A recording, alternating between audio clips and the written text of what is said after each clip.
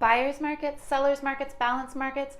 Are you left scratching your head and wondering what that all even means? Well, today I'm going to break it down for you and explain all about real estate markets. Let's go.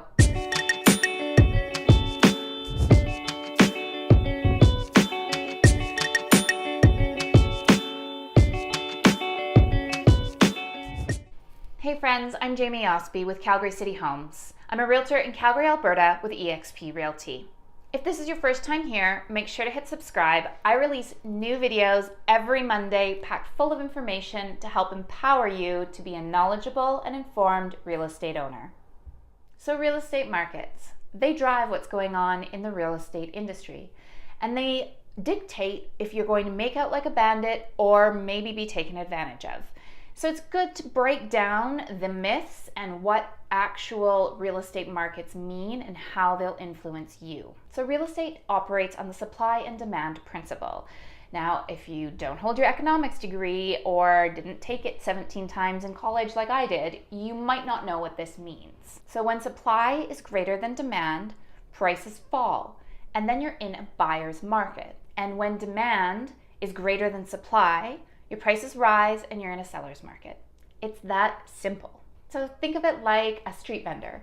If you have 20 street vendors out selling the same necklace, for example, and you have one buyer, obviously the buyer is going to buy the cheapest, nicest necklace on the street. But if you have 20 buyers and only one necklace, that person selling the necklace can drive that price as high as he wants to the highest bidder.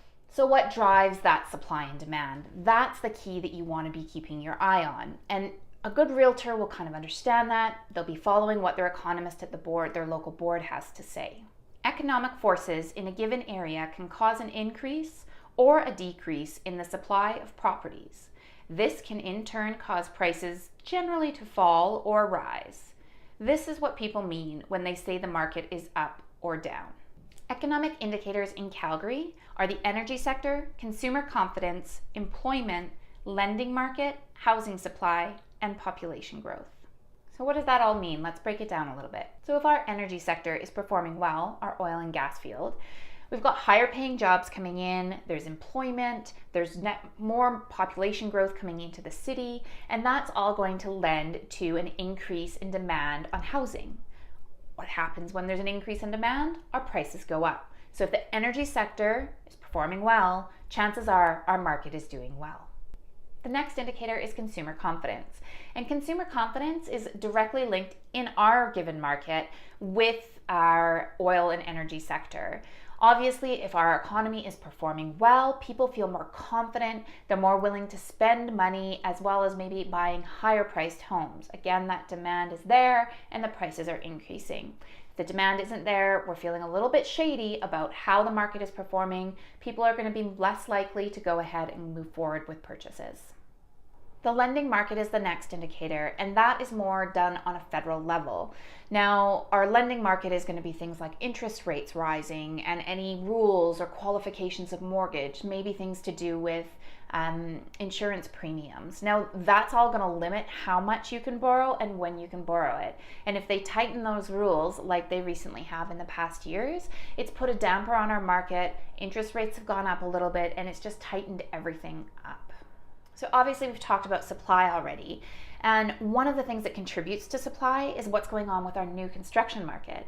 So right now, for example, in Calgary, there's 11,000 new homes about to hit the market. That's a combination of both apartment sector and single family, but that's going to significantly impact what's going on with the housing market, because we've got 11,000 new homes sitting vacant coming into the market on top of what we've already got.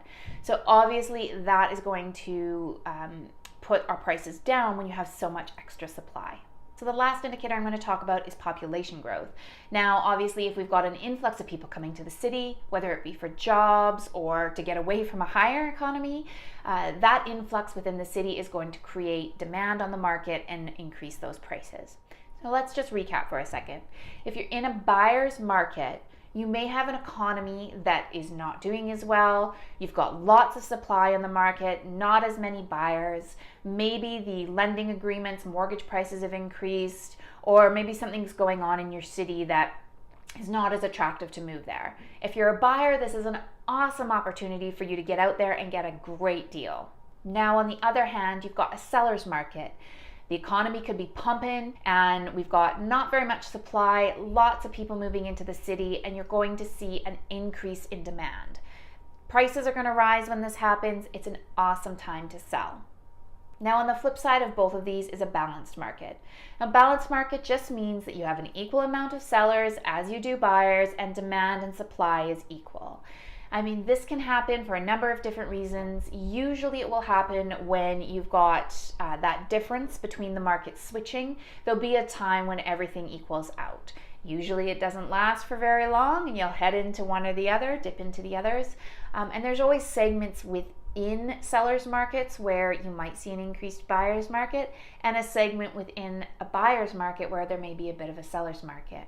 Areas, little different times of the year, things like that will all influence that. So make sure to talk with a real estate agent about when is the best time to buy. That's all I'm going to bore you with today. Markets isn't a super exciting conversation, but it's one of those things that's really important for you to know, especially if you're considering getting into it. Make sure to check out the show's notes. I've got a freebie down there for you, as well as how to connect with me on other social media levels. Also, check out my buyers playlist. If you're in the market to buy a home, there's going to be some invaluable information for you. Thanks again. Hope you found this helpful. We'll see you next week. Can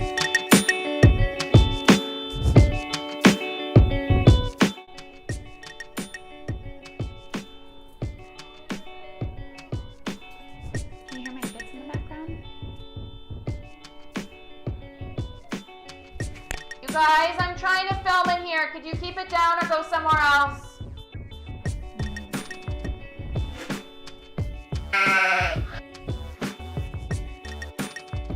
Might not be Instagram, Facebook, especially if you're thinking of jumping into the market.